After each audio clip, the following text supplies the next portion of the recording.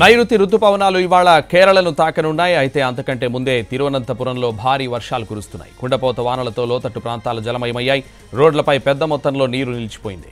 దీంతో వాహనదారులు ఇబ్బందులు పడుతున్నారు. కొచ్చి, కొల్లంలోనూ భారీ వర్షాలు కురుస్తున్నాయి. ప్రమాదాలు జరిగే అవకాశం ఉండడంతో ప్రజలు అప్రమత్తంగా ఉండాలని హెచ్చరించారు అధికారులు.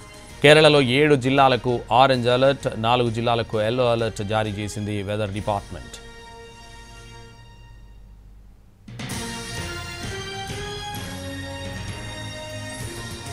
ఇక మరో 3-4 రోజుల్లో తెలుగు రాష్ట్రాలకు రుతుపవనాలు విస్తరిస్తాయని ఐఎండీ వెల్లడించింది. ఆంధ్రప్రదేశ్లో ఇవాళ పొడి వాతావరణం ఉంటుందని, ఉష్ణోగ్రతలు 2 నుంచి 4 డిగ్రీలు పెరుగుతాయని అమరావతి వాతావరణ కేంద్రం వెల్లడించింది.